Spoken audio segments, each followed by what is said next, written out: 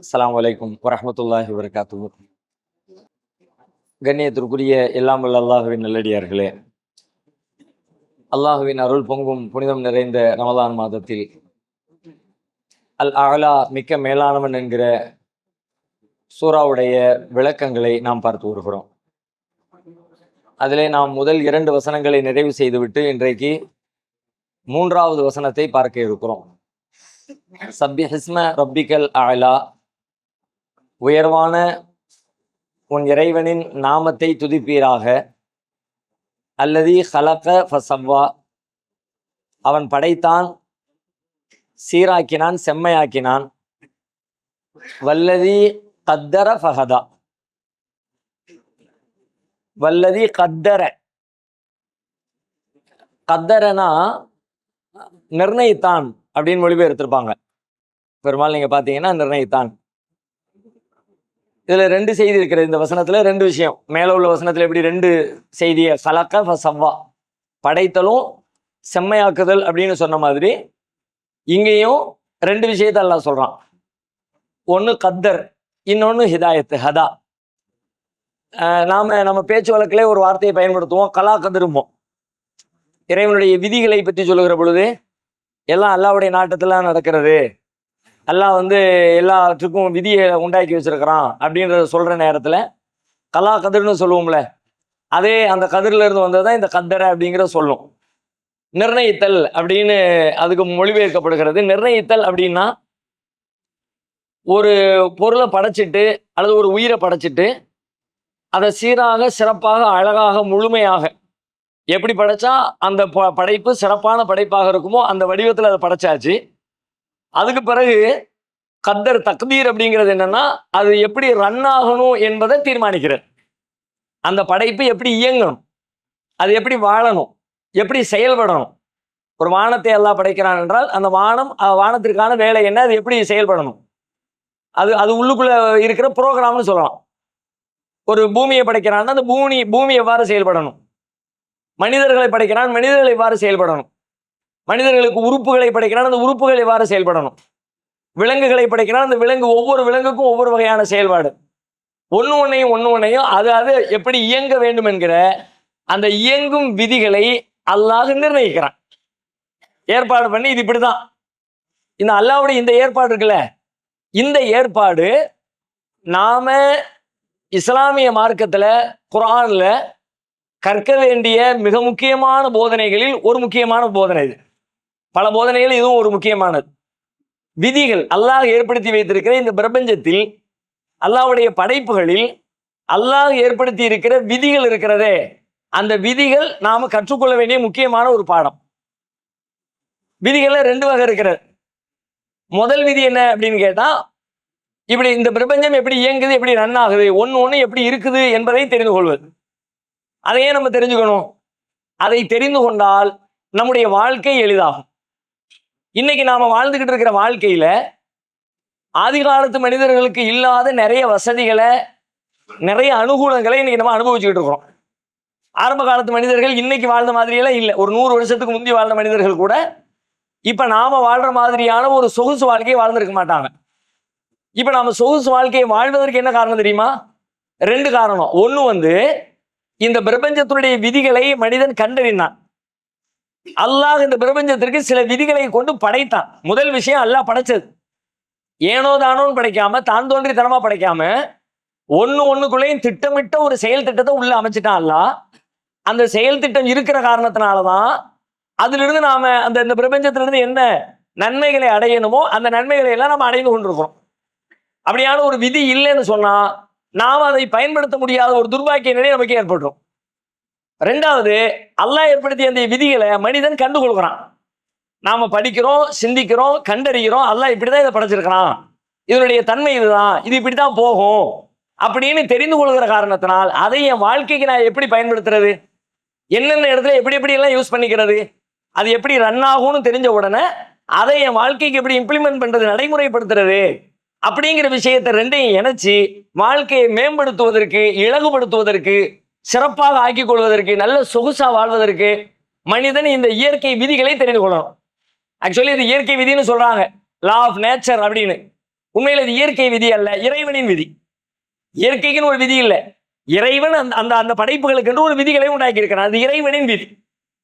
இப்ப நீங்க பாருங்க, குர்ஆன் இந்த விஷயத்தை பல இடத்துல பேசுகிறார்.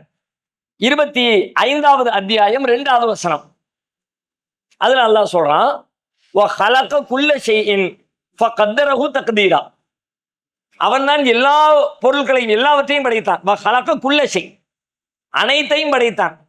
فَقَدَّرَهُ تَقْدِيرًا, அந்த அனைத்திற்கும் தக்தீரை நிர்ணயித்தான், ஒரு விதியை நிர்ணயித்தான். படைச்ச ஒண்ணுக்கும் ஒரு விதி இருக்கிறது. ஒரே மாதிரி விதி எல்லாத்துக்கும் இருக்குன்னு கட்டாயம் இல்லை. வானத்திற்கு ஒரு விதி, பூமிக்கு ஒரு விதி, சந்திரனுக்கு ஒரு விதி, சிங்கத்திற்கு ஒரு விதி, பூனைக்கு ஒரு விதி, கொசுக்கு ஒரு விதி, மனிதர்களாகி நமக்கு ஒரு விதி. இப்படி ஒண்ணுக்கும் ஒவ்வொரு வகையான விதிகளை, ஒரு ரூலை அல்லாஹ் ஏற்படுத்தி இருக்கிறான். ஃபகத்தரஹு தக்தீரா, அனைத்தையும் அல்லாஹ் திட்டமிட்டு நிர்ணயித்து விட்டான் என்று சூரா ஃபுர்கான் 25வது அத்தியாயத்துல 2வது வசனத்துல அல்லாஹ் சொல்லி காட்டுகிறான். இதனுடைய விளக்கம் இங்க எல்லாம் மொட்டையா சொன்னான், வல்லதி கத்தர, அவன் நிர்ணயித்தான்னு சொன்னான். இந்த வசனம் எப்படி சொல்லுது? எல்லாத்தையும் அவன் தான் படைச்சான், எல்லாத்துக்கும் தேவையான நிர்ணயங்களை, விதிகளை அல்லாஹ் உண்டாக்கினான். 25:2 பேசுகிறது. 73வது அத்தியாயம் சூரத்துல் முஸம்மிலுடைய 20வது வசனம். அது ஒரு பெரிய வசனம். அந்த பெரிய வசனத்திலே இடையில ஒரு துண்டு வருகிறது. வல்லாஹு யுகத்திருல் லைல வன்னஹார், வல்லாஹு யுகத்திருல் லைல வன்னஹார், அல்லாஹ் இரவையும் பகலையும் அவை எவ்வாறு இயங்க வேண்டும் என்ற விதிகளை உண்டாக்கினான், தக்தீர் செய்தான். இரவுனா இரவு இப்படித்தான், பகல்னா பகல் இப்படித்தான், இஷ்டத்துக்கெல்லாம் இருக்காது. இரவும் பகலும் மாறி மாறி தான் தோண்டித்தனமா எல்லாம் செயல்பற்றாது. இரவுக்கு ஒரு ரூல் இருக்கு, ஒரு விதி இருக்கு. இரவுக்கு என்று ஒரு அமைதி இருக்கிறது, இரவுக்கு என்று ஒரு நிசப்தம் இருக்கிறது. இரவிலே இந்த பூமிக்கு கிடைக்க வேண்டிய நன்மைகள் என்று சிலது இருக்கிறது, அதெல்லாம் இரவுல மட்டும்தான் கிடைக்கும். லைல லிபாசா, இரவை நாம் உங்களுக்கு ஆடையாக ஆக்கி இருக்கிறோம். அன்னைக்கு ஒருத்தர் ஆடை போத்துற, இரவுல ஆடை போட வேண்டாம்னு சொல்லி, ட்ரெஸ் போட வேண்டாம், ஏன்னா எப்படியோ புதுசா சொல்ற கிடையாது. இந்த வருஷத்தை ஆதாரமா என்னமா வஜால லைல லிபாசா, இறைவன் உங்களுக்கு இரவை ஆடையாகி இருக்கிறான். இரவே ஒரு ஆடைப்பா, பிறகு மேல ஒரு ஆடை அப்படின்னு அப்படி ஒரு கிறுக்குத்தனமா சிந்திக்கிற ஆட்கள் சில பேர் இருக்கிறாங்க. அது விட்டுருவாங்க. அவை அந்த இரவின் பண்புகளை இரவில் தான் பெற்றுக்கொள்ள முடியும். அந்த இரவு எப்படி இருக்கிறது என்பதை தெரிந்து கொண்டால் அந்த இரவை நீங்கள் நல்ல முறையில் பயன்படுத்தி விட, அதனால் அதுல கிடைக்க வேண்டிய எல்லா பெனிஃபிட்ஸையும் நீங்க தெரிஞ்சுக்குவீங்க. இரவுல தூங்கினாதான் அது தூக்கம், ஆழ்ந்த தூக்கம். உடம்புக்கு கிடைக்க வேண்டிய அந்த புத்துணர்ச்சி, உற்சாகம் எல்லாம் இரவுல நீங்க ஒரு 7 மணி நேரம் தூங்குறீங்க, பகல்ல நீங்க 10 மணி நேரம் தூங்கினாலும் ஈடாக, அதை விட கூட தான் தூங்கி இருக்கிறீங்க. ஆனாலும் எந்திரிச்சு உட்காந்து அப்படியே மந்தமா உட்காந்துருப்பீங்க, ஒரு ஃப்ரெஷ்னஸ் இல்லாம இருப்பீங்க. அது எந்த நேரத்துல தூங்க, அதுவும் விதி இருக்கிறது. இந்த நேரத்திலிருந்து இந்த நேரத்துக்குள்ள இந்த புவி பரப்புக்குள்ள சில வகையான பொருட்கள் உற்பத்தி ஆகிறது. அது பொருள்னு சொல்ல முடியாது. அந்த அந்த விஷயங்களை இந்த பாடி எப்போ கிரகிக்கும்னு கேட்டா, ஆழ்ந்த தூக்கத்தில் இருந்தால் மட்டும்தான் கிரகிக்கும். நாம முடிச்சுக்கிட்டு இருக்கும் போது நம்ம உடம்பு எடுத்துக்கிறது சிலது இருக்கிறது, நாம தூங்கும் போது எடுத்துக்கிறது சிலது இருக்கிறது.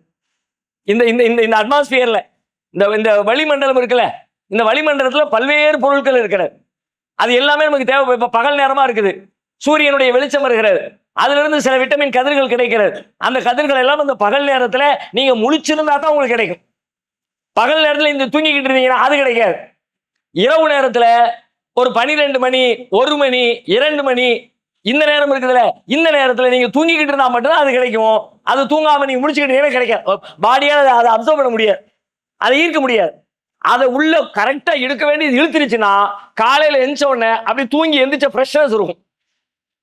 இல்ல பாடி இழுக்கலன்னு வச்சுக்கோங்க, இந்த புவி பரப்புல இருக்கக்கூடிய அந்த ஆற்றல்களை நம்முடைய உடம்பு கிரகிக்க வேண்டிய அளவுக்கு கிரகிக்கல அப்படின்னா, இரவுல நீங்க நல்லா தூங்கி இருக்கிறதா நினைப்பீங்க. 4 மணி நேரம் தூங்கினேன், 5 மணி நேரம் தூங்கினேன் சொல்லுவீங்க.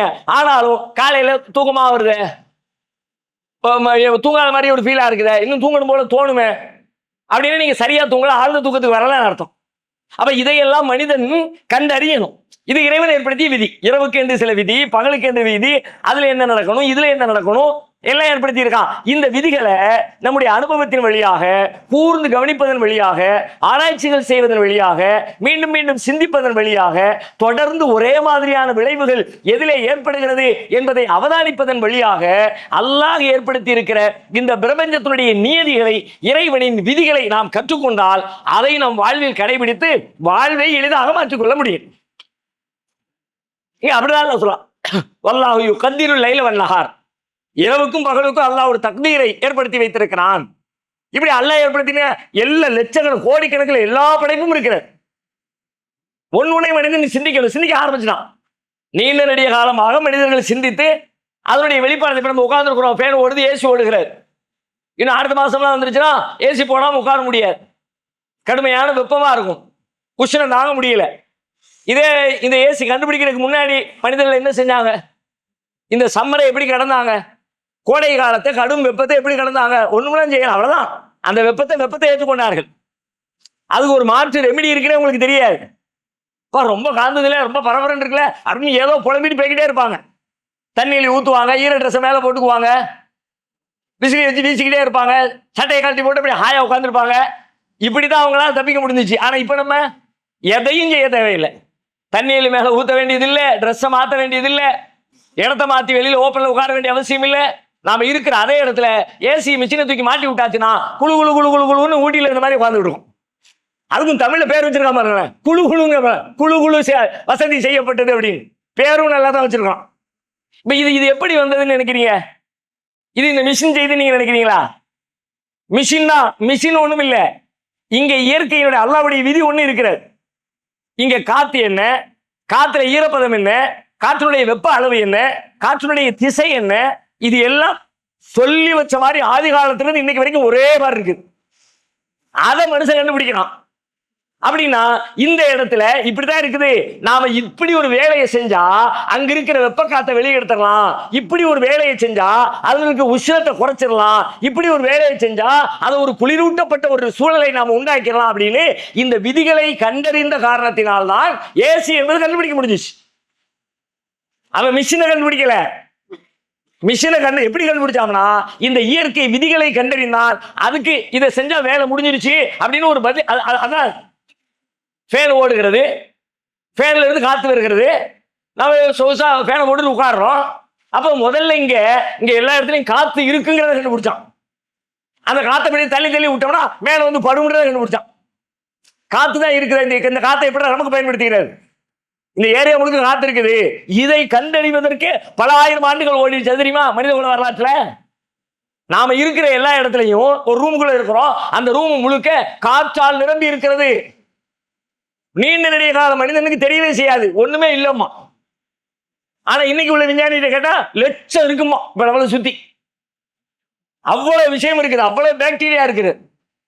காத்து அப்படின்னு சொல்றோம், அந்த காத்துக்குள்ள இருக்கிற மாலிகூல், காத்துக்குள்ள இருக்கிற விஷயங்கள், அதுக்குள்ள ஆக்சிஜன் என்ன இருக்கு, அதுக்குள்ள கார்பன் என்ன இருக்கு, எது நமக்கு நன்மை தருது, எது நமக்கு தீமை தருது, அப்படியே புரிஞ்சு மேயலாம். அப்போ இந்த ஃபேனை கண்டறிந்து நம்முடைய வாழ்வு சொகுசாக மாறியது என்று சொன்னால் ஃபேன் நமக்கு எந்த விஷயத்தையும் செய்யுதோ இல்லையோ, அதை விட முக்கியமாக இங்கே இறைவன் ஏற்படுத்திய காற்று என்கிற அந்த பொருளின் தக்தீர் என்ன, அதனுடைய செயல் என்ன, அது எப்படி இருக்குது, அது எப்படி செயல்படுது அப்படிங்கிறத கற்றுக்கொண்ட காரணத்தினால்தான் ஃபேனு கிடைச்சது, லைட்டு கிடைச்சது, டியூப் லைட் கிடைச்சது. இப்ப நம்ம உட்காந்துருக்க பில்டிங் கிடைச்சிச்சு. இந்த பில்டிங் இப்படி நிக்குதுல, இப்ப மரங்கிட்டு ஒரு தூணு, அங்கிட்ட ஒரு தூணு, அங்கிட்ட ஒரு தூணு, இப்படி ஒரு தூணை போட்டு இந்த பில்டிங் நிப்பாட்டிருக்காங்க. தூணு போடாம நிப்பாட்ட முடியுமா? முடியாது, சொல்லிடுவோம். ஒரு தூணை கட்டி நிப்பாட்டிட்டான். தூணை கட்டி நிப்பாட்டுறது அல்ல, இந்த பூமி எப்படி இருக்குது, அதனுடைய கிராவிடேஷனல் ஃபோர்ஸ், ஈர்ப்பு சக்தி எப்படி இருக்குது, எந்த இடத்துல எவ்வளவு ஈர்க்கும் அப்படின்னா அந்த ஈர்ப்பை மிஞ்சுவதற்கு நாம் எவ்வளவு பெரிய ஆற்றலை வெளிப்படுத்த வேண்டும் என்கிற பூமியின் ஈர்ப்பு விசை குறித்த அறிவுதான் இப்படி மனுஷன பில்டிங் கட்ட வச்சிச்சு. அந்த அறிவு இல்லாட்டி பில்டிங் கட்ட முடியாது. மெயினான கட்டடங்கள், பெரும் பெரும் கட்டடங்கள் இருப்பதனுடைய முக்கிய அடிப்படை என்ன? பூமியினுடைய ஃபோர்ஸ் என்ன, ஈர்ப்பு விசையினுடைய அளவு என்ன, அதை தெரிந்து கொள்ளாமல் ஒரு 50 அடியில, ஒரு 100 அடியில, ஒரு 500 அடியில, 1000 அடியில எந்த பில்டிங்கும் உங்களால் எழுப்ப முடியாது. எல்லாம் அல்லாஹ் சொல்றான். அல்லாஹ் சில சாம்பிளுக்கு சொல்றான். அல்லாஹ் ஏற்படுத்திய விதிகளை பற்றி அல்லாஹ் சாம்பிள் சொல்றான். 36வது அத்தியாயம் 38வது வசனம் சூரா யாசீன். வஷம்சு தஜ்ரி லிமுஸ்தகர்ரின் லஹா ذلك தக்தீருல் அஸீஸில் அலீம். வஷம்சு தஜ்ரி லிமுஸ்தகர்ரின் லஹா, சூரியன் இருக்கிறதே அது அதற்கென்று உரிய இடத்தை நோக்கி ஓடிக்கொண்டே இருக்கிறது. ذلك தக்தீருல் அஸீஸில் அலீம். இவ்வாறு சூரியன் ஓடுவது என்பது அனைத்தையும் அறிந்தவனும் மிகைத்தவனுமாகிய அல்லாஹ்வுடைய தக்தீராகும். இது இப்படி ஓடணும்னு நான் ஒரு விதியை நிர்ணயிச்சு வச்சிருக்கேன் அல்லாஹ் சொல்றான். அப்ப அந்த சூரிய ஓட்டம் ஓடுகிற காரணத்தினால், தன்னை சுற்றி இருக்கிற கோள்களை இழுத்து கொண்டு ஓடுகிற காரணத்தினால், அதனால நம்ம பூமியில என்ன நடக்குது, நமக்கு என்ன கிடைக்குது, அதை கண்டறிகிற பொழுது வாழ்க்கையின் ஒண்ணு மாறும், ஒவ்வொரு விஷயமும் மாறும். ஜிபிஎஸ் கருவி போன் எடுத்துக்கிட்டு ஜிபிஎஸ் போட்டுட்டு லொகேஷன் அனுப்பி விடுப்பா, ரொம்ப சிம்பிளா போச்சு. லொகேஷன் அனுப்பி விடு. என்னமோ மிஷினை கண்டுபிடிச்சு மிஷினுக்குள்ள மெயின்டைனிங் நினைக்கிறீங்களா? ஜிபிஎஸ்ங்கிறது லொகேஷன் மேப். மேப் ஓபன் பண்ணு, போடுற மாதிரி இங்க போட்டுனேன், வந்துருச்சு பாரு, கிளிக் பண்ணியாச்சு. இது இந்த போன் சம்பந்தப்பட்டதா? போன் இருக்குது, போன் சம்பந்தம் இல்லைன்னு சொல்ல வரல. ஆனா முழுக்கவே இந்த போன் கண்டுபிடிக்கப்பட்டதற்கு பிறகு, போனை பற்றி அறிவு வளர்ந்ததற்கு பிறகு, இந்த லொகேஷனு, இந்த மேப்பு, இந்த ஜிபிஎஸ், அதான் அதனுடைய அடிப்படை நினைக்கிறீங்களா? அதனுடைய அடிப்படை இது கிடையாது. அதனுடைய அடிப்படை இதுக்கு வேலை செய்யறதுக்கு மேல ஒரு செயற்கைக்கோளை வச்சிருக்கான். அந்த செயற்கைக்கோள் தான் இந்த வேலையை செய்யுது. அந்த செயற்கைக்கோள் இங்கிருந்து மேலே அடிச்சு எப்படி அடிச்சு பூமியை பத்திய, வானத்தை பத்திய, அதுக்கு இடையில இருக்கிற காற்றை பத்திய, எல்லாவற்றையும் இறைவனின் பிரபஞ்சத்தை பற்றிய அறிவு தான் இங்கிருந்து ராக்கெட்டை மேல தூக்கிட்டு போச்சு. ஒரு பலூன் எடுத்து ஊதுறோம், நல்லா ஊதிட்டு முடிச்சு இடிச்சு போடாம அப்படி விட்டுட்டோம். பலூன் எடுத்து ஊதுறேன், பெருசா போய்கிட்டே இருக்கு. இந்த விரல் பக்கம் என் கை இருக்கு, வாய் இருக்கு, பலூனுடைய வாய் இருக்கு. இந்த பக்கம் பெருசா பலூன் ஊதப்பட்டுருச்சு. இப்ப டக்குன்னு விரல விட்டுட்டேன், பலூன் எந்த பக்கம் போகும்? இந்த பக்கம் போகாது, அந்த பக்கம் தான் போகும். எப்படிலாம் அப்படிதான் போகும், மாறி போகவே போகாது. இல்ல நான் விட்டேன் தெற்க போறது வடக்க போயிடுச்சு சொல்லவே முடியாது. அல்லாஹ் சொல்றான், என்னுடைய விதியில, என்னுடைய தகுதியில மாற்றம் கிடையாது. இது அல்லாஹ்வுடைய தகுதி. கேஸ்னா என்ன, காற்றுனா என்ன, அது எப்படி இயங்கும், அது எந்த திசையில போகணும், இறைவன் ஏற்படுத்திய விதி. இப்படி உன்னை இப்படி தள்ளுனா பொருள் இப்படித்தான் போகணும், இதே இறைவன் ஏற்படுத்திய விதி. அந்த விதியை கண்டறிஞ்சதுனால தான் நெருப்பு என்கிற ஒரு கேஸை கீழே நீக்கி தள்ளி, ராக்கெட் அப்படிங்கிற செயற்கைக்கோளை மேல நீக்கி தள்ளி, இந்த அறிவு கிடைக்கலாட்டி ராக்கெட் இல்ல, செயற்கைக்கோள் இல்ல, போன் இல்ல, லொகேஷன் இல்ல, ஜிபிஎஸ் இல்ல, மேப் இல்ல, ஒண்ணும் இல்ல. பிளைட்ல ஏறி பறக்கிறோம், நம்ம வண்டி பிளைட் போகுது. இப்படி அந்த இடத்துல எப்படி அது பறக்கிறது? அது காற்றின் வேகம் என்ன, எங்கிருந்து மேல இருந்து எப்படி தள்ளுது, கீழே இருந்து எப்படி தள்ளுது, பிளைட்டுடைய அந்த ரெக்கையை பாருங்க. தமிழ்ல ஒரு பாட்டு சொல்லுவாங்க, பறவையை கண்டான் விமானம் படைத்தான். பழைய பாடல்கள் உண்டுல, பறவையை கண்டான் விமானம் படைத்தான். பறவையினுடைய ரெக்கையை பார்க்கலாம். அந்த ரெக்கை, அதனுடைய மேல் பகுதி இப்படி ஒரு லைட்டா ஒரு வளைவு. நம்ம கையை இப்படி மேல வச்சா இந்த முட்டுப்பை இப்படி வளையுதுல, அது மாதிரி லைட்டா ஒரு வளைவு. கீழ்பகுதி அப்படியே தட்டையா இருக்கிறது. எதுக்கு எல்லாம் எல்லா பறவைக்கும் இப்படி வச்சான்? மேல கொஞ்சம் மோல்டிங் வளைவு, கீழே சமமா இருக்குது. அப்படி பறக்கிற நேரத்தில் முன்னாடி இப்படி டிராவல் பண்ணும் பொழுது இந்த தட்டு இருக்குல்ல, மேல் பகுதியினுடைய காற்றின் வேகத்தை சல்லு சல்லு சல்லுன்னு வேகமா தள்ளி விடும். கீழே ஒரு தட்டு இருந்தா ஸ்பீட் பிரேக். எங்க பூமிக்குள்ள ரோட்டுக்குள்ள தொட்டு இருந்தா ஸ்பீட் பிரேக், அது ஸ்பீடை கண்ட்ரோல் பண்ணுது. காத்துல மேல போகும்போது மேல ஒரு தட்டு இருந்தா அது பிரேக் இல்ல, அது அப்படி தள்ளி விடும். கார்லாம் வடிவமைக்கிறாங்கல்ல, காரின் மேல் பகுதி எப்படி இருக்கு, கீழ் பகுதி எப்படி இருக்கு, இப்படி போகுதுல, அது இப்படி போகுது. எல்லா காரும் எந்த காரா இப்படி நேரா தட்டையா பார்த்திருக்கீங்களா? இதே மாதிரி சமதளத்துல மேல் பகுதி இப்படி சப்பையா வச்சிருக்க ஒரு கார் காட்டுங்க பார்க்கலாம். காரை கூட படைக்க முடியும், அப்படி உருவாக்க முடியும். கார் அப்படி உருவாக்குற பெரிய கஷ்டம் இல்லை, ஆனாலும் மனுஷன் உருவாக்கல. பிளைட்டு மேல ரெக்கையினுடைய மேல் பகுதி அப்படி குமிழா இருக்குது, கீழ்ப்பகுதி தட்டையா இருக்குது. என்னப்பான்னு பார்த்தா இந்த குமிழ்ல காத்து பட்ட உடனே காத்த வேகமா தள்ளி விடுது.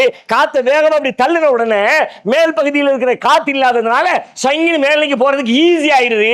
கீழே தட்டையா இருக்குதா, இங்க இருந்து வந்த காத்து சீக்கிரமா வெளியே போக மாட்டேங்குது, அடைச்சுக்கிட்டு நிக்குது.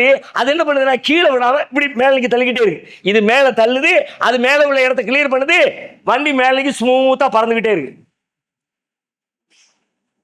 காற்று எப்படி இயங்குகிறது என்கிற காற்றில் இறைவன் வைத்திருக்கிற தக்தீரை, நிர்ணயத்தை, காற்றின் விதிகளை, காற்று குறித்த அறிவை மனிதன் எப்பொழுது கண்டுகொள்கிறானோ அது விமானமாகிறது, கப்பலாகிறது. கப்பல் எவ்வளவு பெரிய வெயிட்!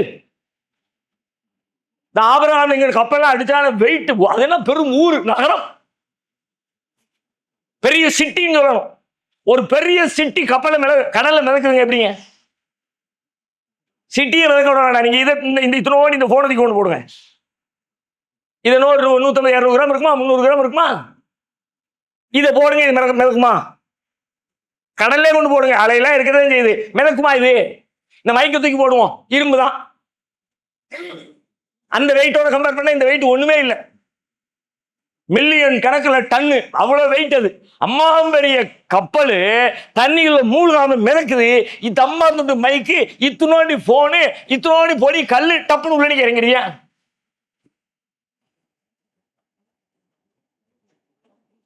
முந்தியாவது மரக்கட்டையில ஓடிச்சு. முந்தியெல்லாம் மரக்கிழம் தானே, அதுக்கு பேரே எப்படி தானே, அதனால தான் மரக்கேர்னு வச்சிருந்தாங்க. கப்பல் வணிகம் செய்யக்கூடிய ஆட்களுக்கெல்லாம் என்ன பேரு முன்னாடி? மரக்காயர். மரக்கலத்தில் பயணம் செய்து தொழில் செய்தவர். முந்தி இருந்தது மரம் பிரச்சனையில நடக்கும். இரும்பு, இப்ப இரும்பு மிதக்குத, எப்படி எனக்கு சொல்ல பார்க்கலாம்? Very good. எப்படின்னு அந்த கப்பல், அந்த தண்ணி, அந்த தண்ணியுடைய அடர்த்தி, தண்ணிக்குள்ள போன உடனே என்ன ரிசல்ட் ஏற்படும் அப்படின்னு தன்னுடைய நேச்சரை மனுஷன் படிக்கலாம். பள்ளிக்கூடத்தில் படிச்ச நினைவு ஆர்கிமிடிஸ் தத்துவம் தான் நினைக்கிறேன். அநேகமா என் நினைப்பு கரெக்டா இருந்தா இந்த தத்துவத்துக்கு பேரு. ஒரு பொருளை உள்ள போட்ட உடனே தண்ணி வெளியில நிக்க வருதுல, ஆர்கிமிடிஸ் தானே? ஆர்கிமிடிஸ். அந்த ஆளுதான் குளிச்சுக்கிட்டு இருக்கும்போது தொட்டியில விழுந்து குளிச்சாராம். குளிச்ச உடனே டக்குன்னு தண்ணி மறுபடியும் வெளியே போயிருக்கு. உடனே ஓடி வந்தாராம், கண்டுபிடிச்சிட்டேன். அப்படி கண்டுபிடிக்கப்பட்டதான் இந்த கப்பல் பயணத்திற்கான அடிப்படை விதி. அப்படியே டக்குனு ஒரு ஷார்ப், ஒரு டக்குனு ஒரு துளி ஞானம் இந்த மாதிரி. ஒரு பொருள் எவ்வளவு நிறையோ, எவ்வளவு கனமோ, எவ்வளவு வெயிட்டோ அவ்வளவு தூரம் தண்ணியை அது வெளியேற்றும். அவ்வளவு தூரம் இடத்த உள்ள பிடிச்சிக்கும், உள்ள இருக்கிற தண்ணியை வெளியே அனுப்பிடும். இது ரொம்ப சிம்பிள். இன்னைக்கு ரொம்ப எல்கேஜி பா. இப்போ அவர் என்ன பண்றாரு, இந்த கப்பல்காரர் இன்னைக்கு என்ன பண்ணிட்டு இருக்கான் அப்படின்னு கேட்டா, இப்படி கப்பலை தட்டையா வடிவமைச்சா இந்த மாதிரி கப்பல் பிளைட்ல இப்படி தட்டையா இருக்குல்ல, அது மாதிரி கப்பலை தட்டையா இருக்கிறான்னு வச்சுங்க, முடிஞ்சிச்சு, தண்ணிக்குள்ள மூழ்கிடும். பிளைட்டினுடைய கீழ்ப்பகுதி, ரெக்கை பகுதி தட்டையா இருக்கணும்னு வச்சவன் கப்பலுடைய கீழ்ப்பகுதி தட்டையா இருக்க கூடாதுன்னு வைக்கணும். தட்டையா இருந்தா இது எப்படி தட்டையை போட்டவொன்னு உள்ள முங்கிச்சோ, அதே மாதிரி கப்பலை போட்டவொன்னு டம் தண்ணி அப்படி மேல வரும், மேல ஏறி உள்ள உட்காரும், மேட்டு ஓவர், கப்பல் காலி. இப்ப என்ன பண்றாரு, இத இந்த இருக்குல்ல, இதுக்கு பின்னாடி இங்க இருந்து இப்படி ஒண்ணு, இப்படி ஒரு கிராஸ், இங்க இருந்து இப்படி ஒரு கிராஸ், இப்படி இப்படி இப்படி இருக்கு. அந்த மொத்த வெயிட் எங்க இருக்குன்னு கேட்டா, அதனுடைய நடுவு பகுதியில வெயிட்ட பூரா இறக்கலாம். இப்படி வாயை பிறந்த மாதிரி இருக்கு, இப்படி இருக்கு. கப்பலை ஒண்ணு உள்ள நிப்பாட்டின உடனே இதனுடைய வெயிட் எவ்வளவோ அவ்வளவு தண்ணி வெளியே வரும்ல. தட்டையா இருந்தா வெளியே வந்து இப்படி மேலே ஏறிடும். இப்படி வச்ச உடனே வெளியே வருது, கீழே போகுது, தண்ணி மேல வருது, மேல வருது, மேல வருது, மேல வருது. எவ்வளவு தூரத்துக்கு மேல வருது, அதையும் தாண்டி இப்படி வாயை பெருசாக்கி வச்சிடான். ஒரு லெவலுக்கு மேல வேலை, அவ்வளவு வர வேண்டியதெல்லாம் வேலை வந்துருச்சு. ஆனாலும் கப்பல் இன்னும் மூழ்கல. ஏன்னா நடுவுல இப்படி ஒரு பாதையை கொடுத்து மேல உள்ள வெயிட்டை எல்லாத்தையும் அந்த நடுவுல இறக்கி அந்த இதை கடலுக்குள்ள இறக்கி அதன் வழியாக கப்பல் சுமூகமாக பயணம் செய்யக்கூடிய ஒரு சூழலை மனிதன் ஏற்படுத்தி இருக்கிறான். இது நிகழ்ந்தது எப்படி? கப்பலை கண்டுபிடித்த அறிவு மாத்திரமல்ல, தண்ணீரின் இயல்பு என்ன என்பதை அறிந்து கொண்டதால் ஏற்பட்டிருக்கிற விளைவு இது. தண்ணீருக்குன்னு ஒரு லெவல் இருக்கு, அது இப்படித்தான் செயல்படும், மாறவே மாறாது. ஒரு நாள் ஒரு தண்ணி இப்படி இருக்கு, இன்னொரு நாள் இன்னொரு தண்ணி இப்படி இருக்கு. வளைகுடா கடலுக்குள்ள போச்சுன்னா அது வேற மாதிரி இருக்குது, இந்திய பெருங்கடலுக்கு போனா வேற மாதிரி இருக்குது, அரபிக்கடலுக்கு போனா வேற மாதிரி இருக்குது. அப்படி மாறி மாறி இருந்துச்சுன்னா இப்படி ஒரு கப்பல் டெக்னாலஜியை மனுஷன் கண்டுபிடிச்சிருக்க முடியாது. எந்த தண்ணிக்கும் ஒரே ரிசல்ட் தான், ஒரே விதி தான். இப்படி அல்லாஹ் ரப்பல் ஆலமீன் உலகத்தின் எல்லா பொருட்களுக்கும் விதிகளை நிர்ணயித்தான். அந்த விதிகளை பற்றி அல்லாஹ் சொல்லுகிறான், பலன் தஜிதலி சுன்னத்தில்லாஹி தப்தீலா. அல்லாஹ்வுடைய விதிகளில் எந்த மாற்றமும் கிடையாது. ஆதி காலத்தில் அதற்கென்று என்ன விதியை நிர்ணயித்தானோ அந்த விதி அப்படியே உலகம் அழிகிற வரைக்கும் தொடர்ந்து கொண்டே இருக்கும். நீ அதை சிந்திச்சு பாரு, நீ ஆராய்ச்சி பண்ணி பாரு, அதன் வழியாக உன் வாழ்க்கையை டெவலப் பண்ணிக்கேரு. அல்லாஹ் ரப்பல் ஆலமீன் இந்த பிரபஞ்சத்துடைய விதிகளை பற்றி சொல்ல, இப்படி எல்லாத்துக்கும் விதி வச்சிருக்கேன். வல்லதி கத்தர, அதற்குரிய விதிகளை அல்லாஹ் நிர்ணயித்தான். ஆனா இதுல நாம கவனிக்க வேண்டிய முக்கியமான விதி என்ன தெரியுமா? இப்ப நம்ம பேசுற விதி இல்லை. ஏன்னா இந்த விதிகளை மனுஷன் எல்லாரும் படிக்கலாம். இன்ஜினியரிங் காலேஜில் போய் சேர்ந்தா இதுதானே இந்த விதிகள் தானே, மெடிக்கல் காலேஜில் சேர்ந்த இந்த விதிகள் தானே. உடல் எப்படி இயங்குகிறது, காய்ச்சல் எப்படி வருகிறது, நோய் எப்படி குணமாகிறது, கேன்சர் செல் எப்படி பரவுகிறது, அதெல்லாம் விதி தானே. இதையெல்லாம் உலகம் முழுக்க படிக்குது. நம்ம இதுக்கு பெருசா மெனக்கிட தேவையில்லை. இன்னொரு விதி இருக்கிறது, அதுதான் நாம் கற்க வேண்டிய மிக முக்கியமான ஒரு விதி. அதுதான் ஒரு மனிதன் எவ்வாறு இயங்க வேண்டும், அவன் எப்படி இயங்கினால் என்ன விளைவு வரும், ஒரு சமூகம் எவ்வாறு இயங்க வேண்டும், அது எவ்வாறு இயங்கினால் என்ன முடிவுகளை பெறும் என்கிற தனி மனிதனுடைய விதிகள், தனி மனிதன் செயல்பட வேண்டிய விதிகள், ஒரு சமூகம் செயல்பட வேண்டிய விதிகள். அதுதான் முஸ்லிம்களாகிய நாம் பிரதானமாக கற்க வேண்டிய விதிகள். ஒரு வகையில் நீங்க குரானுக்கு ஒரு பேர் வைக்கிறதா இருந்தா, குரான் எதை பற்றி பேசுகிறது அப்படின்னு சொல்றதா இருந்தா இப்படி சொன்னா பொருத்தமா இருக்கும். குரான் என்பது ஒரு சமூகவியல், சோசியல் சயின்ஸை பேசக்கூடிய ஒரு வழிகாட்டின்னு சொன்னா பொருத்தமாவே இருக்கு. ஒரு நல்ல சமூகத்தை உண்டாக்குவதுதான் குரானுடைய பிரதானமான இலக்கு. குரான்ல அதற்கு தேவையான எல்லா விதிகளையும் அல்லாஹ் சொல்றான்.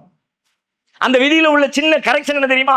மற்ற விதிகள் அது அப்படியே இருக்கும், அப்படியே பயன்படுத்திக்கணும், அதை மாற்ற முடியாது, கூட்ட முடியாது, குறைக்க முடியாது. ஆனா இங்க என்னன்னு கேட்டா, மனிதனுக்கு சுய விருப்பம் கொடுக்கப்பட்டிருக்கிறது. இதை செஞ்சா இது ரிசல்ட், ஆனா செய்யவும் செய்யலாம், செய்யாமலும் இருக்கலாம். இதை செஞ்சா இதன் விளைவு இது, அதை செஞ்சா அதன் விளைவு அது. நீ எதை செய்ய போற, என் கையில இருக்கு, அல்ல சான்ஸ் கொடுத்துறான். அந்த விதி மாறாது. எந்த விதி மாறாது? இதை செஞ்சா இதுதான் ரிசல்ட் மாறாது. ஆனா நீ செய்வியா, அதான் கேள்வி. இந்த விதிகள் நாம் கற்றுக்கொள்ள வேண்டிய, சமூகம் படிக்க வேண்டிய மிக முக்கியமான விதி. குர்ஆன்ல இதைத்தான் தேடணும். அதிலேயும் குறிப்பாக நாம் வாழ்ந்து கொண்டிருக்கிற இந்த தமிழ் சமூகத்துல அல்லாஹ் கற்றுத்தருகிற இந்த சமூகவியல் விதிகள் என்கிற இறைவனின் மாறா நியதிகள் சொல்லிக் கொடுக்கப்படவே இல்லை. என் அறிவுக்கு, என் அனுபவத்துக்கு நான் சொல்றதா இருந்தா, தமிழ்நாட்டில் எந்த பயான்கள்லையும் இறைவனுடைய சமூகவியலுக்கான மாறாத நியதிகள் குறித்து அந்த நியதிகளை தனியாக விளக்கி எடுத்து சொல்லி பாடம் நடத்துகிற ஒரு வகுப்பை, ஒரு பயானை, ஒரு சொற்பொழிவை நான் கேட்டதே இல்லை. ஆனால் குர்ஆன் நிறைய பேசுது. இந்த சமூகவியல் நியதிகளை சொல்லித் தருவதற்காகத்தான் வரலாறுகளை பேசுகிறது. வரலாறுகள் ஏன்?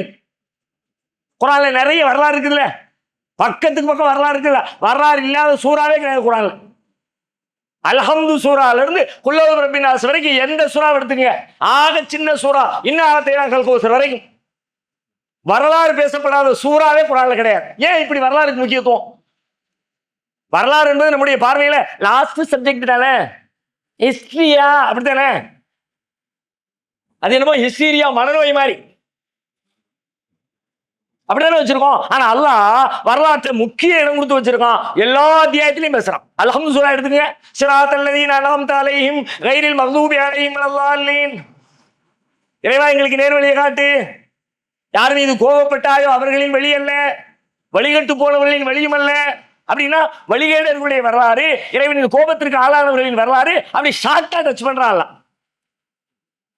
இன்ன அத்தைனாக்கள் கௌசர் ஃபஸல்லி ரப்பிக வன்ஹர் இன்ன ஷானியக ஹுவல் அப்தர். மூணு வசனம். நபியே, உமக்கு நாம் கௌசரை வழங்கிவிட்டோம், எனவே நீர் இறைவனுக்காக தொழுது பலியிடுவீராக. உமது எதிரி எவனோ அவனே சந்ததியற்றவன். 3 வசனம் வரலாறு. குல் வல்லாஹு அஹத் அல்லாஹ்வுடைய வரலாறு. குல் அஊது பிரப்பில் ஃபலக் மின் ஷர்ரி மா ஹலக் அல்லாஹ்வுடைய படைப்புகளின் வரலாறு.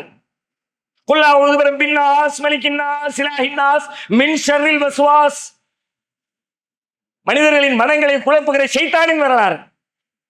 தப்பத் யதா அபீ லஹபின் வ தப் அபூ லஹபுடைய வரலாறு. இதா ஜா ரசூலுல்லாஹி வல் ஃபத்ஹு நபியுல்லாஹ்வுடைய மக்கா வெற்றியின் வரலாறு. குல் யா அய்யுஹல் காஃபிரூன் காஃபிர்களே லா அஅபுது மா தஅபுதூன் நீங்கள் வணங்குவற்றை நான் வணங்க மாட்டேன் காஃபிர்களின் வரலாறு. எந்த சூரா எடுத்துங்க வரலாறு இல்லாம இல்ல. இந்த வரலாறுகளை ஏன் பேசுகிறான்? அல்லாவே காரணம் சொல்கிறான். ஏன் தெரியுமா? அல்லாஹ்வுடைய மாறா நியதிகளை நீ தெரிஞ்சுக்கணும்பா.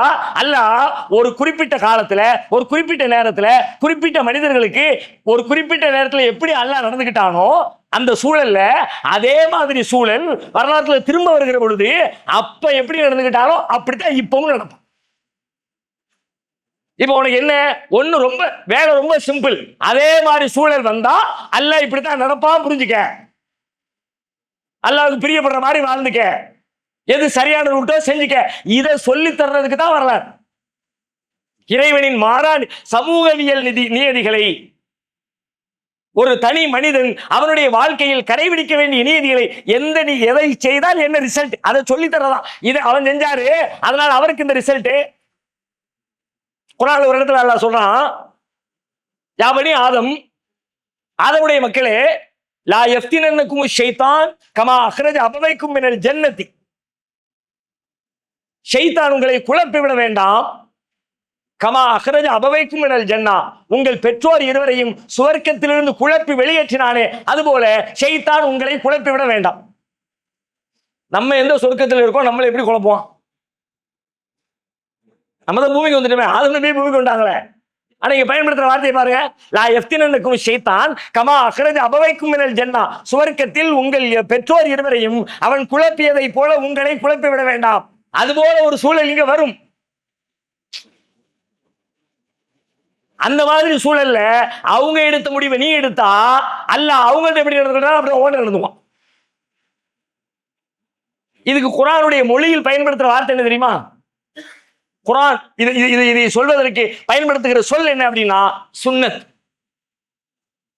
நம்ம சுன்னத்தை எதுக்கு வச்சிருக்கோம்? அதுக்கும் சுன்னத்தா வச்சிருக்கோம். அதெல்லாம் ரசூலுல்லாஹ்வுடைய வழிமுறைக்கு சுன்னத்தா வச்சிருக்கிறோம். சுன்னத் என்பது வழிமுறை என்கிற பொருளில் வைத்திருக்கிறோம். அல்லாஹ் குர்ஆனிலே இந்த சுன்னத் என்கிற சொல்லை ஏன் எதற்கு பயன்படுத்துகிறான் அப்படின்னு பார்த்தா அல்லாஹ்வின் வழிமுறை, நபிகளாரின் வழிமுறை இல்லை. சுன்னத்துன்னு சொன்னாலே இப்ப நம்ம ரசூலுல்லாஹ்வுடைய வழிமுறை தானே சுன்னத்துங்கிறோம். தாடி வைக்கிறது சுன்னத்து, நகை வெட்டுறது சுன்னத்து, பல் துளக்கிறது சுன்னத்து, முன் சுன்னத்து, பின் சுன்னத்து, கத்னா பண்றது சுன்னத்து. இந்த சுன்னத்தெல்லாம் நபிகளாரின் சுன்னத்து. ஆனால் குர்ஆன் பேசுகிற சுன்னத்து நபிகளாரின் சுன்னத்தை இல்லை, அல்லாஹ்வின் சுன்னத்தை. சுன்னத் என்றால் பாதை, தொடர்ச்சியாக செய்யக்கூடிய ஒரு பழக்கம், ஒரு நடைமுறை என்பது அதனுடைய பொருள். அல்லாஹ்வின் நடைமுறை, அல்லாஹ்வின் பாதை, அல்லாஹ்வினுடைய தொடர் வேலை என்பது இந்த சுன்னத்துக்கு அர்த்தம். அல்லாஹ் ஒரே மாதிரி தான் நடப்பான், மாறி நடக்கவே மாட்டான். எப்படி சொல்லலாம் பாருங்க, 3வது அத்தியாயம் சூரா ஆல இம்ரான் 137. அது கலத் மின் கப்லிக்கும் சுனன். நான் உங்கள்ட்ட சொன்னேன் சுன்னத்துங்கிற வார்த்தை, இங்க அந்த வார்த்தையே வரல. அரபியை பார்த்தீங்கன்னா தெரியும். நான் சொன்ன வார்த்தை இதுக்கு அல்லாஹ் வச்சிருக்க பேர் என்ன? சுன்னத்துன்னு. ஆனா இந்த வசனத்துல சுன்னத்தே இல்லை. அது கலத் மின் கப்லிக்கும் சுனனும். சுனன் அப்படின்னு என்ன? சுன்னத்துடைய பன்மை சுனன், அவ்வளவுதான். ஒன்னு பெருசா குழம்பிக்க தேவையில்லை, வழிமுறைகள் அவ்வளவுதான். அது கலத்து மின் கபலிக்கும் சுனன், உங்களுக்கு முன்னால் பல வழிமுறைகள் சென்றிருக்கிறது, அல்லாஹ்வுடைய வழிமுறையும் சென்றிருக்கிறது. இப்ப அந்த வழிமுறை எதுக்கு நான் சொல்றேன் தெரியுமா? ஃபஸீரு ஃபில் அர்ள், பூமியில டிராவல் பண்ணு, பயணம் பண்ணு, வரலாறுகளை தேடி பாரு. ஃபன்துரு கைஃப கான ஆகிபத்துல் முகذிபீன், பொய்யர்களின் முடிவு என்னவாயிற்று என்பதை டிராவல் பண்ணி போய் பார்த்துட்டு வா. அவனுக்கு என்ன ஆச்சு, இவனுக்கு என்ன ஆச்சு, இவனுக்கு என்ன ஆச்சு, பார்த்துட்டு வா. ஏன் பார்த்துட்டு வரணும்? இப்படித்தான் அல்லாஹ் உங்ககிட்டே நடந்துக்குவான், அதுக்காண்டி பார்த்துட்டு வா. அவனை அழிச்சாமல அதே மாதிரி சிச்சுவேஷன் உனக்கு வந்தா உனக்கு இப்படித்தான் பார்த்துக்க, அதுக்காண்டி போய் பார்த்துட்டு வா. 4வது அத்தியாயம் 26வது வசனம், 4:26. அதே செய்தியை இன்னும் கொஞ்சம் வேற வார்த்தைகள் பேசலாம். யுரீதுல்லாஹு லியுபய்யின லக்கும் வயஹ்தியக்கும் சுனனல்லதீன மின் கப்லிக்கும் சுனன் வயதூப அலைக்கும் வல்லாஹு அலீமுன் ஹக்கீம். யுரீதுல்லாஹு லியுபய்யின லக்கும், அல்லாஹ் உங்களுக்கு தெளிவுபடுத்த விரும்புகிறான். வயஹ்தியக்கும் சுனனல்லதீன மின் கப்லிக்கும், உங்களின் முன்னோர்களிடத்திலே சென்று விட்ட அந்த வழிமுறைகளை உங்களுக்கு அல்லாஹ் கற்றுத்தர விரும்புகிறான். வயதூப அலைக்கும், உங்களை மன்னிக்க விரும்புகிறான். அல்லாஹ்வுடைய விருப்பங்களை பற்றி பேசுகிறது. அல்லாஹ்க்கு என்னதான் பிடிக்குது, உனக்கு எல்லாத்தையும் தெளிவா சொல்லி தரணுங்கிறது அல்லாஹ் பிடிக்குது. முன்னாடி போன ஆட்களுடைய வழிமுறை எப்படி இருந்துச்சு, என்னென்ன எல்லாம் உங்களுக்கு நம்ம நடந்தோம், அதை உங்களுக்கு சொல்லி தரணும்னு நினைக்கிறான். அல்லாஹ் உங்களுடைய பாவத்தை எல்லாம் மன்னிக்கணும்னு நினைக்கிறான். அதே செய்தி இந்த வசனம் பேசுகிறார். 33வது அத்தியாயம் சூரத்துல் அஹ்ஸாபுடைய 62வது வசனம். நாம சொன்ன அதே வார்த்தையில அல்லாஹ் சொல்றான், சுன்னத் அல்லாஹி ஃபில்லதீன கலவு மின் கபில் வலன் தஜித லிசுன்னத்தில்லாஹி தப்தீலா. சுன்னத் அல்லாஹி ஃபில்லதீன கலவு மின் கபில், முந்தி சென்ற முன்னோர்களிடத்திலே அல்லாஹ்வின் வழிமுறை என்பது ஒரே மாதிரி இருந்திருக்கு. அல்லாஹ்வுடைய வழிமுறை வலன் தஜித லிசுன்னத்தில்லாஹி தப்தீலா, அல்லாஹ்வுடைய சுன்னத்தில மாற்றமே கிடையாது, மாறவே வராது. அது மாதிரி தான், அப்படியே டிட்டோ வரலாறு ரிப்பீட் ஆகிட்டே இருக்கும். வரலாற்று பாடத்துல எதாவது சொல்லி தருவாங்க, உலகியல் வரலாறு படிச்சு தராங்கல்ல, அவங்களே என்ன சொல்லுவாங்க, வரலாறு ரிப்பீட். ஒரு ஒரு வரலாறு நடந்து முடிஞ்சிருச்சுன்னா அதோட முடிஞ்சிருச்சுன்னு அர்த்தம் இல்ல. அதே சேம், அதே சூழல், அதே பிரச்சனை, அதே பாதிப்பு, அதே மாதிரி எல்லாம் நிகழக்கூடிய மீண்டும் அடுத்த ஒரு 30 ஆண்டு 40 ஆண்டு 50 ஆண்டு இடைவெளியில் மீண்டும் வரும். வரலாறு, பண்பாடு எல்லாமே வரும். 33:62 ரொம்ப தெளிவா சொல்லிட்டான், வலன் தஜித லிசுன்னத்தில்லாஹி தப்தீலா, அல்லாஹ்வுடைய சுன்னத்துல மாற்றமே இருக்காது. இப்ப நம்ம அந்த சுன்னத்துகளை தெரிஞ்சுக்கிட்டோம் வைங்க, மேட்ரு ஓவர். நம்ம வாழ்க்கையில என்ன செய்யணும், என்ன செய்யக்கூடாது, அல்லாஹ்வுடைய இதுதான் இப்படிதான் நடந்துக்குவான் அல்லாஹ். நிறைய சுன்னத்துகள் இருக்கிறது, தனி மனிதனுக்கானது, சமூகத்திற்கானது. ஒரு சமூகம் முன்னேறுவதற்கு அல்லாஹ்வின் வழிமுறை என்ன, ஒரு சமூகம் தோல்வி அடைவதற்கு அல்லாஹ்வுடைய வழிமுறை என்ன, ஒரு தனி மனிதன் வெற்றி பெறுவதற்கு அல்லாஹ்வுடைய வழிமுறை என்ன, ஒரு தனி மனிதன் தோல்வி அடைவதற்கு அல்லாஹ்வுடைய வழிமுறை என்ன, எதை செய்தால் கணவன் மனைவி இனிமையாக வாழ முடியும், அதிலே அல்லாஹ்வுடைய வழிமுறை என்ன, எதை செய்தால் பெற்றோரும் பிள்ளைகளும் ஒன்றாக இணைந்து வாழ முடியும், அதற்கான வழிமுறை என்ன, எதை செய்தால் பெற்றோரும் பிள்ளைகளும் சண்டையிட்டுக் கொள்ள முடியும், அதற்கான வழிமுறை என்ன, எல்லாம் இருக்கு குர்ஆன்ல. சமூகத்துக்கு, தனி மனுஷனுக்கு அவன் எதை செஞ்சா கரெக்ட், எதை செஞ்சா தப்பு, எல்லாத்தையும் இதை செஞ்சா இதான் ரிசல்ட், இதை செஞ்சா இதான் ரிசல்ட், மாறவே மாற குறிச்சு வச்சுக்கிட்டால் அல்லாஹ்வுடைய ரிசல்ட். இதை செஞ்சா அதான் வரும், இல்ல நான் அப்படி செஞ்சேன் மாறி வந்துருச்சு, கிடையாது. செய்ய வேண்டிய காரியத்தை சரியா செஞ்சா விளைவுகள் என்றைக்கும் மாறி தப்பாக வரவே வராது. அப்படி ஒரு விதி உலகத்துல கிடையாது. நான் கரெக்டா செஞ்சேன் ஆனா தப்பா முடிஞ்சிருச்சு, இல்லை, அப்படி இல்லை. சும்மா பேச்சு வழக்கில் சொல்லுவோம், எல்லாம் சரியா தானே செஞ்சேன்,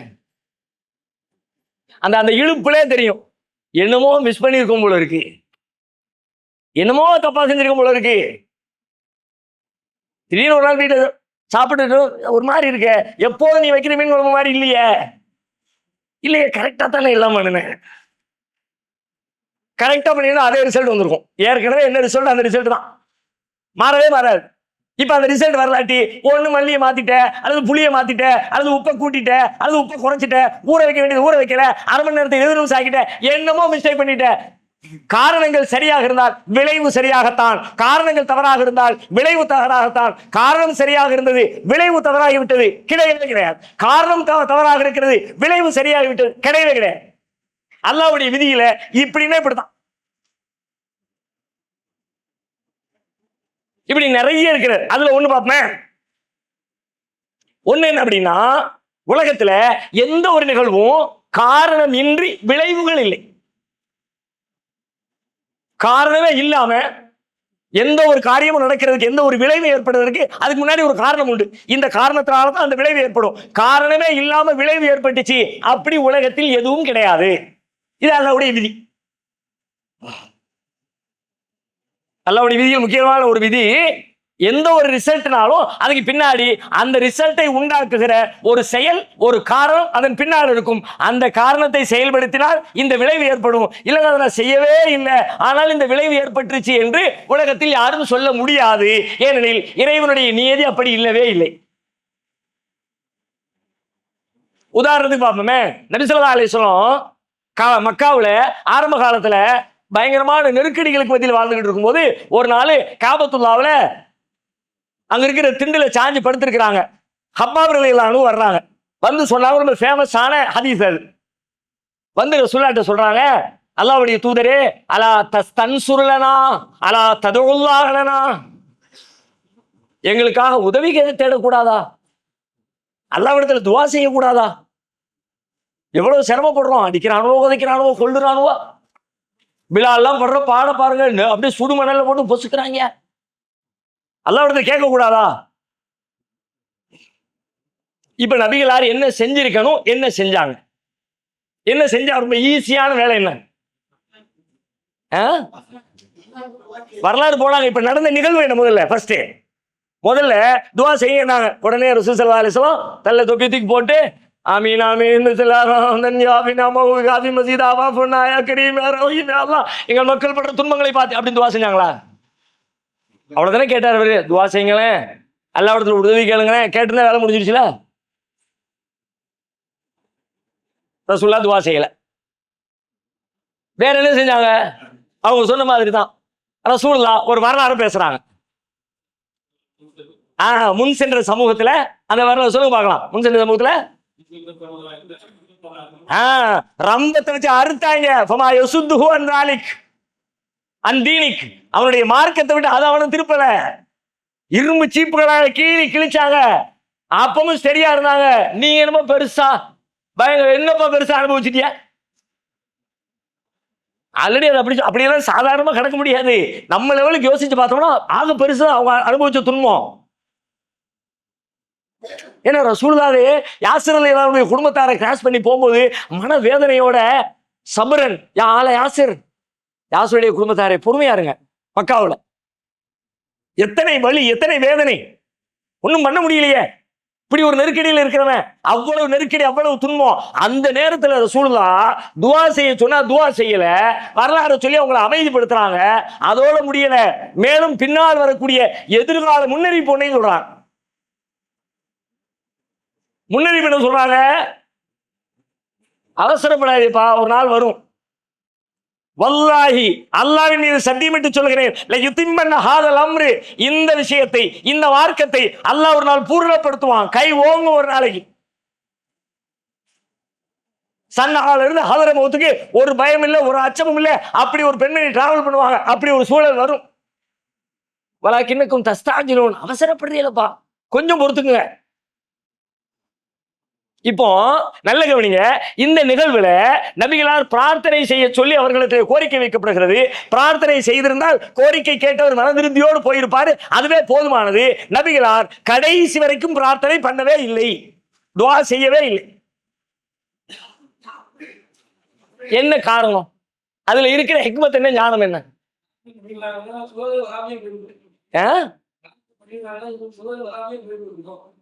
சோதனைகள். இப்ப நம்ம தலைப்புக்கு ஏற்ற மாதிரி சொல்லுங்க. என்ன பேசிட்டு இருக்கோம்?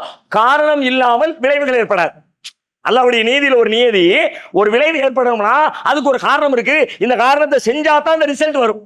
அடுப்புல வச்சு சோத்தை எரிச்சாதான் சோறு கிடைக்குமே தவிர அரிசி சும்மா அப்படியே ஃப்ரிட்ஜில் உட்காரும் அதனால சோறு கிடைக்காது. சோறு கிடைக்கணும்னா அதுக்குன்னு ஒரு வேலை இருக்கிறது இல்ல. ஓகே, இல்லை, பொறுமையும் இல்லை. கிட்டத்தட்ட நீங்க சொல்றீங்க, நீங்க சொல்ற எல்லாரும் சொல்லுங்க. இல்ல,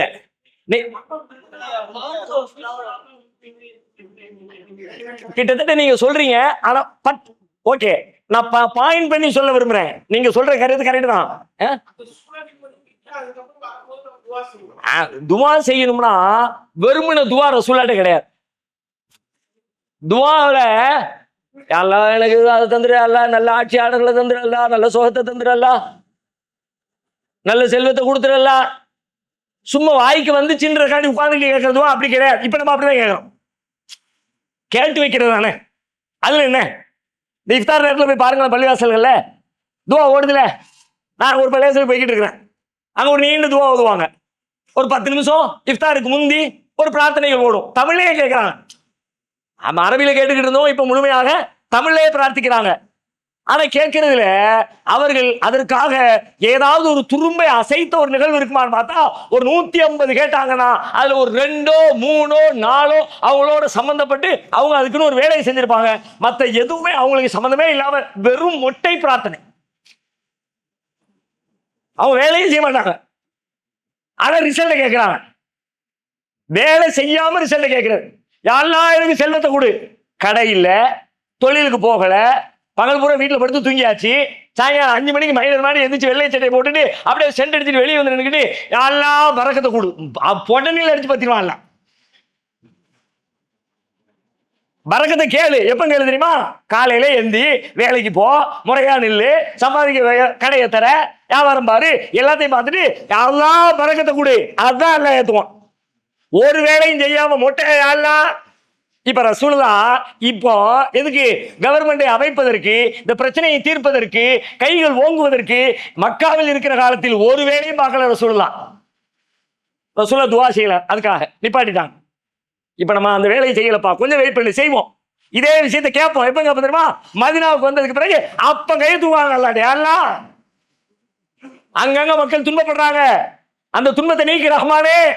ஏன் கேட்ட உடனே அங்க துன்பப்படுறவனுக்கு ஆதரவா இங்க இருந்து ஒரு படை கிளம்பும், இங்க இருந்து ஒரு படை அனுப்பிடுவாங்க. போ மூத்தாக்கு போ, 10,000 கிலோமீட்டர் போப்பா பாத்துக்கலாம், அங்க அனுப்பி விட்டு யாரெல்லாம் இந்த படைக்கு நீ வெற்றியை கொடு ரஹ்மானே, அந்த பகுதியில் இருக்க மக்களுக்கு ஹிதாயத்தை கொடு ரஹ்மானே, அவங்களுடைய சிரமத்தை நீக்கி ரஹ்மானே, அவங்களுடைய ஆட்சியாளர்களை மாத்தி நல்ல ஆட்சியாளர்களை கொடு ரஹ்மானே பிரார்த்திப்பாங்க. செய்ய வேண்டிய வேலையை செஞ்சுவிட்டு அல்லாஹ் இடத்துல கோரிக்கை. இந்த காரணம் இருந்தா தான் அந்த விளைவு ஏற்படும்.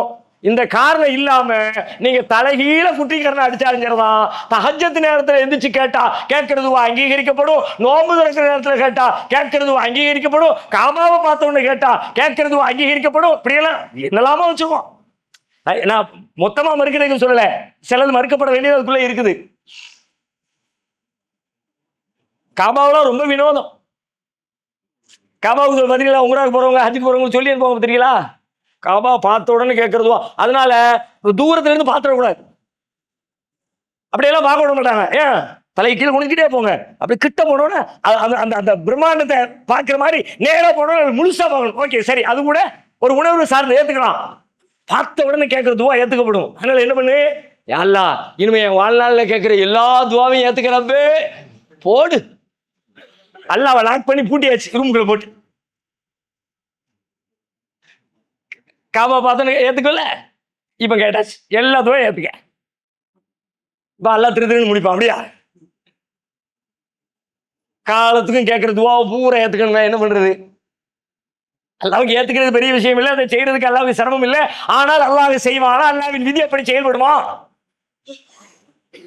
நீங்கள் செய்யக்கூடிய ஒரு செயலுக்கான காரணத்தை செய்யாமல் விளைவை எதிர்பார்த்தால் அல்லாஹ் தன்னுடைய ஆற்றலால் செய்ய முடியும், ஆனால் செய்ய மாட்டான். ஏனென்றால் அல்லாஹ்வுடைய விதியில், அல்லாஹ்வுடைய தக்தீரில் அப்படி காரணம் இல்லாமல் விளைவு ஏற்படுகிற ஒன்றை அல்லாஹ் வைக்கவே இல்லை. எதை எடுத்துங்க, ரசூலுல்லாஹ் சொல்றாங்க, நீங்க இன்னக்கும் தவக்கலூன அலல்லாஹி ஹக்க தவக்குலிஹி, அல்லாஹ்வை தவக்கல் வைக்க வேண்டிய முறைப்படி நீங்க தவக்கல் வச்சா ரஸகக்கும் கமா யர்ஸுகு தைர், ஒரு பறவைக்கு உணவளிப்பதை போல அல்லாஹ் உங்களுக்கு உணவளிப்பான். ஒரு பறவை நம்புற மாதிரி நம்பு, எப்படி என் ரப்பு எனக்கு ரிஸ்க் தருவான்னு பறவை நம்பு, அது மாதிரி நீ நம்பு. எப்படி உனக்கு அல்லாஹ் ரிஸ்க் தந்துருவான்ப்பா, உன்னை பட்டினி போட மாட்டான். அல்லாஹ் ரிஸ்க் கொடுக்கறான், அல்லாஹ் சாப்பாடு கொடுக்கறான், அதுக்கு கொடுக்குற மாதிரி கொடுப்பான். அவன் தவக்கல் வச்சா போதுமா? கிடையாது. ஏன் பின்னாடி சொல்லாங்க ரசூலுல்லாஹ், தகுது ஹிமாசன் வ தரூஹ் பிதானன், அந்த பறவை என்ன பண்ணுது தெரியுமா? காலங்காத்தால ஒட்டிய வயிறோடு வெளியே கிளம்புகிறது, மாலை நேரத்திலே வயிறு நிரம்பி கூடு திரும்புகிறது. அது மாதிரி அல்லாஹ் உனக்கு ரிஸ்க் தருவான். காலங்காத்தால வேலைக்கு புறப்பட்டு போ, சாயங்காலம் வரும்போது பாக்கெட்டை நிரப்பி அனுப்புவான் அல்லாஹ். அந்த செய்ய மாட்டேன், ஆனா பாக்கெட் குறைஞ்சி போகவே கடைக்கு போனோன்னு கத்த எடுத்து எடுத்து கொடுக்கணும் இருக்கும் எனக்கு. அல்லாஹ்வை நீங்க தப்பா இமேஜ் பண்றீங்க, தப்பா கற்பனை பண்றீங்க. அவன் சுப்ஹானல்லாஹ், அவன் தூயவன், அவனுக்கு ஆற்றல் இருக்கிறது. ஆனால் அந்த ஆற்றல் தெளிவானது, தூய்மையானது, குறைவில்லாதது, குறைபாடுகளுக்கு அப்பாற்பட்ட தூயவனவன். இப்படி எல்லாம் அல்லாஹ்வை நீங்க கற்பனை பண்ணினீங்கன்னா உண்மையில அல்லாஹ்வுடைய தூய்மைக்கு அது இழுக்கு. ஏன்னா அவனே செஞ்சிருவான்ல, பிறகு இதுக்கு நம்மகிட்ட கேள்வியை கேட்க முடியாது, நம்மகிட்ட கேள்வியை கேட்க முடியாது, அவனே எல்லாம் செஞ்சிருவானே. அவர் ஆயித்துமா தகருசோ சூர வாக்கையாவில் எல்லாம் கேட்கிறான், நீங்கள் செய்கிற விவசாயத்தை சிந்தித்து பார்த்தீர்களா? அன்தும் தஸ்ரஊனஹு அம் நஹ்னு ஸாரிஊன், நீங்கள் அதை முளைக்க செய்தீர்களா, நாம் அதை முளைக்க செய்கிறோமா? இதுக்கு என்ன அர்த்தம்? இதுக்கு என்ன அர்த்தம்?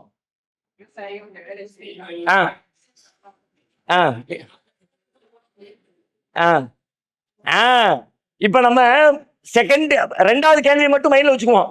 எல்லாம் அல்லாஹ் தான் செய்யறான், எல்லாம் அல்லாஹ் செய்யறான், இல்லை மறுக்கவே இல்லை, அல்லாஹ் தான் செய்கிறான். அல்லாஹ்வுடைய நாட்டத்தின்படிதான் அது முடிவாகிறது, அது முழுமை பெறுகிறது, அது தீர்வை பெறுகிறது, மாற்று கருத்தே இல்லை. ஆனால் அல்லாஹ் அப்படி உதவி செய்வதற்கு, அல்லாஹ் அப்படி அதை நிறைவுபடுத்துவதற்கு, அல்லாஹ் தன்னுடைய கருணையால் அதை முழுமைப்படுத்துவதற்கு அல்லாஹ் ஒரு ஷர்த்து வச்சிருக்கான். முதல்ல நீ செய்கிற விவசாயம், நீ விவசாயம் செஞ்சியா நான் முளைக்க வைப்பேன். நீ வேடிக்கை பார்த்தா கட்டாந்தரையா தான் இருக்கும். அவர் ஆயித்துமா தகருசோ, நீங்கள் செய்கிற விவசாயத்தை சிந்தித்தீர்களா? அவர் ஆயித்துமா தும்னூன், நீங்கள் செலுத்திய துளியை சிந்தித்தீர்களா? அன்தும் தகலுக்கூனஹு அம் நஹ்னுல் காலிகூன், அதை நீங்கள் படைக்கிறீர்களா அல்லது நாம் படைக்கிறோமா? குழந்தையை பத்தி கேட்கிறான். எப்படி கேட்கிறான்? மனுஷனை படைக்கிறது அல்லாதான், குழந்தையை உருவாக்குறது அல்லாதான், இல்லைன்னு மறுக்கிறது நம்ம. அல்லாஹ் அப்படி உருவாக்குவான் எப்பொழுது தெரியுமா? அவர் ஆயித்துமா தும்னூன், மனுஷன் நீ அந்த வேலையை செய்ய வேண்டியதை செஞ்சியா, இணைய வேண்டிய இடத்துல இணைஞ்சியா, அந்த வேலையை நீ செஞ்சா அல்லாஹ் உருவாக்குற வேலையை பார்த்துக்குவான். விவசாயம் செய்யற வேலையை நீ செஞ்சா அல்லாஹ் பயிர்களை முளைக்க செய்யற வேலையை பார்த்துக்குவான். கடையை திறக்கிற வேலையை நீ செஞ்சா உனக்கு ரிஸ்க் அளிக்கிற வேலையை அல்லாஹ் பார்த்துக்குவான். படிக்கிற வேலையை நீ பார்த்தா அறிவு பெருக்கிற வேலையை அல்லாஹ் கொடுத்துருவான். உழைக்கிற வேலையை நீ பார்த்தா பலன் கொடுக்கறத அல்லாஹ் பார்த்துக்குவான். முயற்சியை நீ செஞ்சா முடிவை அல்லாஹ் பார்த்துக்குவான். வெறுமனே அல்லாஹ்ட்ட துஆ செய்யுங்க, அல்லாஹ்ட்ட துஆ செய்யுங்க. பிறர் கேட்கிறாங்க, நம்ம எந்த துவா செய்யறோம், எதுக்கு துவா செய்யறோம்னு கூட தெரியல. பார்க்கும்போது அஸ்ஸலாமு துவா செய்யுங்களேன். நம்மளும் குத்து மதிப்பு ஆமா சொல்லிட்டோமே, சில நேரத்தில் உடனே பொறுப்பை முடிச்சிரு, அல்லாஹ் அருள் செய்யிட்டுங்க. என்னத்தையும் அவனுக்கு சொல்லிட்டோம்ல, சரி என்னன்னு தெரியல, ஏதோ சொன்னதுக்கு வேலை முடிஞ்சிச்சு, கடமை நீங்க இல்லாட்டி நிற்கும்ல, பெண்டிங்ல நிற்கும்ல, சரிங்க சரிங்கன்னு சொல்லிட்டு வந்தா இதை பார்த்து கை கொடுக்குறிய சகோதரர் துவா செய்றீங்க, சரி சரி எப்படின்னா திரும்ப நான் செய்யணும்ல, பெருசா தலையாட்டிட்டு வந்து அது ஒரு கேள்வி இருக்குல்ல எனக்கு எல்லா இடத்துல. தேவையில்லாம தலையாட்டிட்டு வந்திய தம்பி, என்னாச்சு வேலையை முடிச்சியா இல்லையா, எதுக்கு மம்பளம் மாட்டிக்குவானே அப்படின்னு பொதுவுல பாரக்கலாம், அல்லாஹ் அருள் செய்யட்டும், அல்லாஹ் உங்களுக்கு நன்மையாக தரட்டும், என்னத்தை ஒன்று சொல்லிட்டு சரி மனப்பூர்வமாவே சொல்லிட்டு வந்துடலாம். ஓகே, பர்டிகுலர் ஒரு விவகாரம், ஒரு நோயில் இருக்கிறாரு, வைத்தியம் பார்த்துக்கிட்டு இருக்காங்க, வருமானத்துக்கு வழி இல்லை, நிறைய பேர் வசூல் பண்ணிக்கிட்டு இருக்காங்க, விஷயங்கள் எல்லாம் நமக்கு சொல்லப்படுகிறது, பகிரப்படுகிறது. இப்போ சொல்றாங்க அல்லாஹ் இடத்துல துவா செய்யுங்க, மனமும் வந்து பிரார்த்திக்க முடியும். எல்லா வேலையும் நடந்துகிட்டு இருக்கு, இவங்களுக்கு உதவி தேவைப்படுகிறது, அல்லாஹ்வுடைய உதவி வந்தால் இது வேலை முடிஞ்சிடும். ரப்பே அவங்களுக்கு உதவி செய்ய அல்லாஹ், அவங்களுடைய கஷ்டத்தை நீக்க ரஹ்மானே, நோயை குணப்படுத்த ரஹ்மானே. ஒண்ணுமே இல்லாம மந்திரத்துல மாங்கா கேட்கணும்னா நம்ம ஆட்களுக்கு அதான தேவைப்படுது. இது அல்லாஹ்வுடைய நீதிகளில் மிக முக்கியமான ஒரு நீதி. சமூகவியல் நீதிகள் சிலது இருக்கிறது, நம்முடைய தனிப்பட்ட வாழ்வையும் சமூகத்தையும் பாதிக்கிற மிக முக்கியமான சில நீதிகள் இருக்கிறது. அது குறித்த சில செய்திகளை இன்ஷா அல்லாஹ் நாளை தினம் நாம் தொடர்ந்து பார்க்கலாம். வாஹிரு தாவானா அல்ஹம்துலில்லாஹி ரப்பில் ஆலமீன்.